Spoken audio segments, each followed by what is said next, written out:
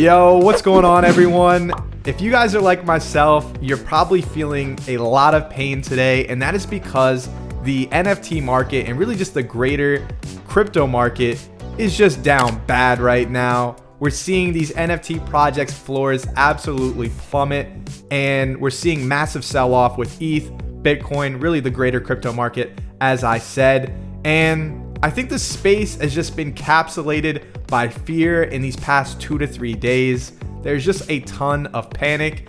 And so I'm just gonna tell you guys right now, relax, let's breathe, because even if we are heading into a bear market, there is gonna be a ton of opportunities that I think will really generate life-changing returns if we make the right plays. So in today's video, I'm gonna share with you guys what I think to be the safe bets when we're thinking about a long-term horizon. These are the collections and the projects that I'm betting on that are gonna continue to bring value and continue to innovate in this space. Before we jump into the video, make sure you guys hammer the like button, subscribe to the channel, and then drop me a comment. What is your favorite all-time NFT project? It could be one you've owned, one you hold now, or even one that's upcoming. And I'll pick the top 2 responses that I like to secure a spot in my upcoming Discord or upcoming alpha group.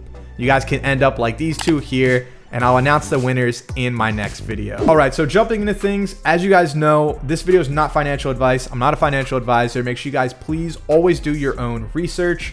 But we're looking at the 24-hour floor change for the top NFT collections right now, and it's just a whole lot of red. I mean, even Bored Ape Yacht Club is at 88 ETH when it was just at 150, 160 ETH all-time highs, plus ETH was several $100s higher at that time. So at least a 50% pullback on what we believe to be, the best performing project. And so we're looking at Mutants here. They're at 18 ETH. They were just at 40 or 45. And then we have Moonbirds, Azuki, Doodles, and Clone X, which I think are always going to be, the top blue chip projects, top best performing projects. And they've all seen massive retracements. Azuki was just at 30, Doodles was at 25 days ago. So I think it's a no-brainer. If you guys have the liquidity, you're going to want to pick up one of these blue chip projects, maybe not necessarily right now, but in the coming days or weeks, if the price continues to fall, these are going to be the bags and the best bets if you have that liquidity. Now, I have a lot of my ETH in my NFT bags that I'm holding right now.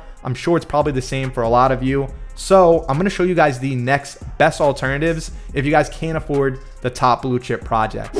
All right, so as we get started and looking at kind of the affordable NFTs, the ones that are on my short list of ones that I think are definitely going to crush it and they're good bets in the mid to long term. And the first one is going to be Project Nanopass. So this is really going to be a part of 3 projects, which are all super similar, and they're all going to be utility plays. First one being Project Nanopass. If you guys have been following the channel, you know I'm incredibly bullish on everything in the Nanoverse and everything that's backed by this team. So Project PXN, Phantom Network, which minted just recently, it's been absolutely crushing it. I think the floor is still holding like 3.5 right now. Even given the market conditions. So Nanopass is obviously going to be the jump pad or the genesis project of this ecosystem. And so some things to keep in mind. One, the floor price is at 2.9 right now. It's been holding like above 3.54 for a while, even got up as high as 5, I believe. And so they actually have phase 2 of their roadmap, which is actually coming out very, very soon.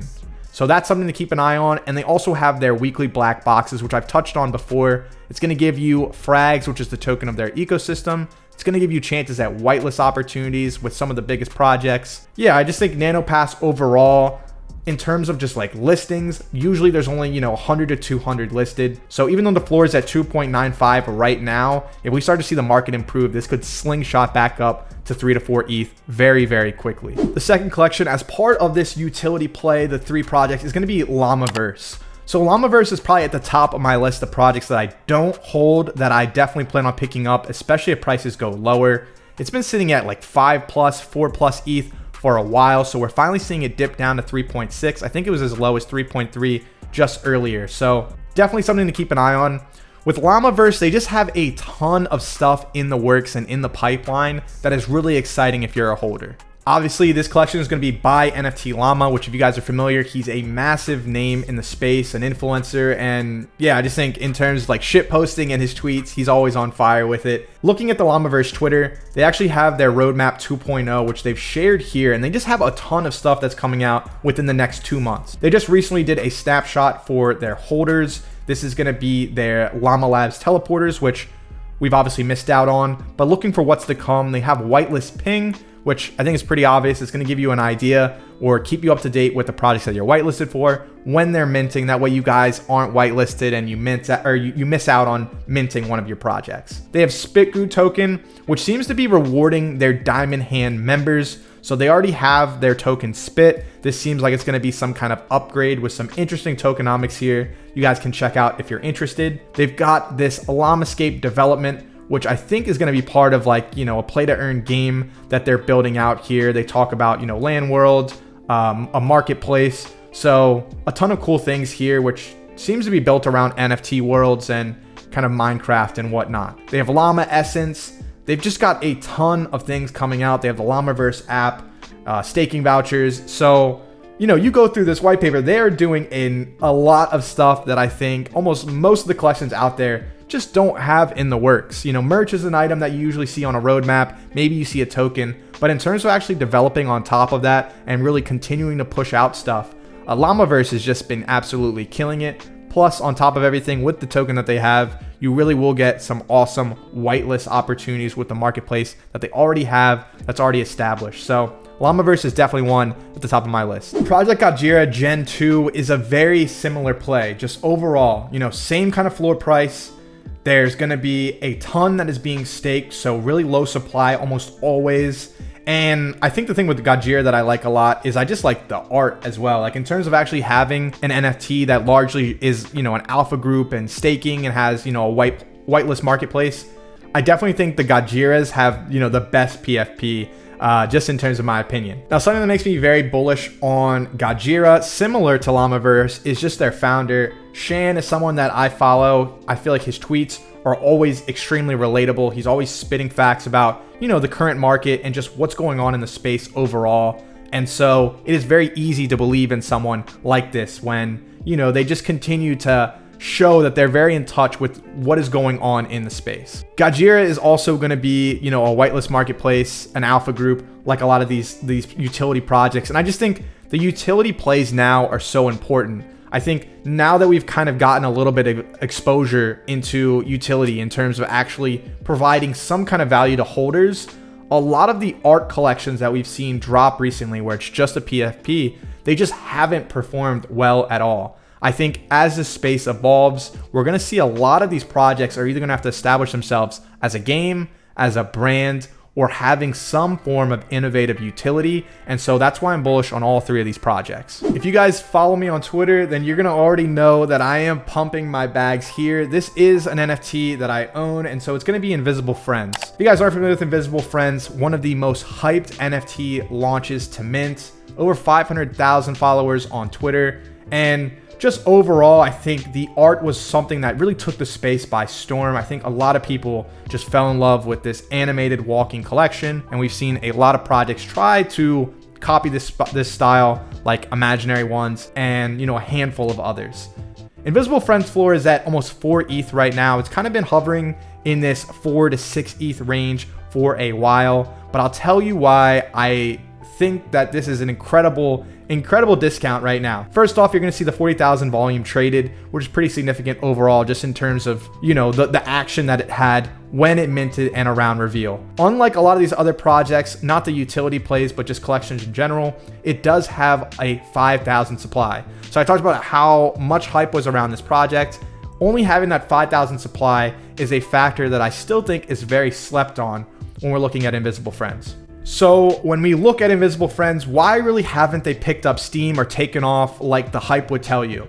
Well, the thing is that one, they dropped in a down market right around that Ukraine and Russia war. So, as soon as they dropped, floor prices in the NFT market just tanked overall. The second thing is that, like I said, we're really in this utility meta, and Invisible Friends is strictly an art project. It's just one where if you like the animated art, you would buy it and hold it, simple as that. But the team has kind of picked up on this transition.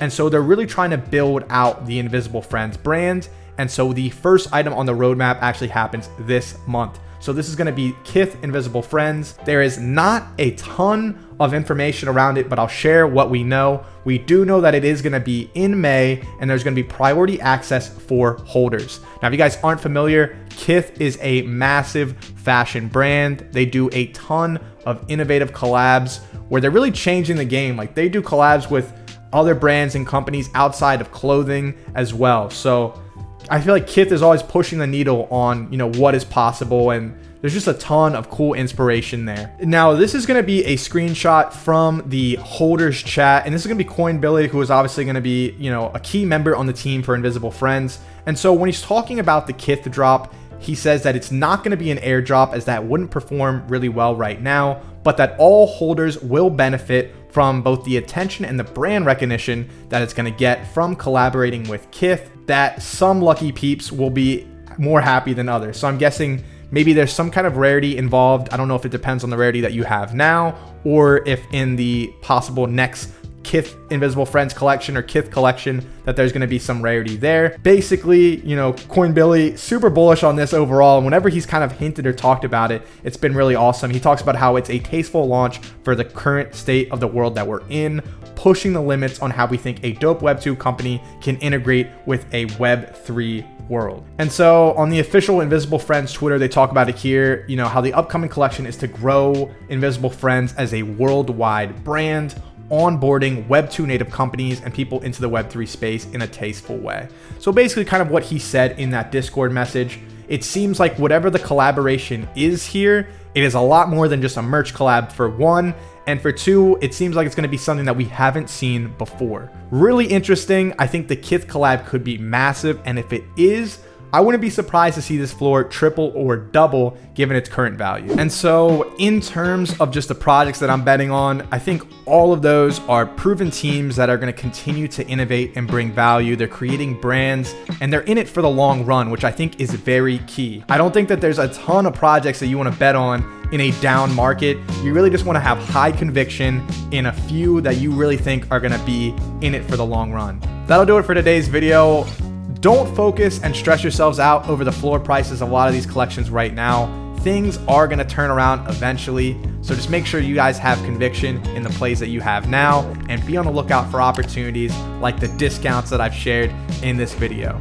I hope you guys enjoyed. If you did, hammer the like button, subscribe to the channel, and until next time, I'm out.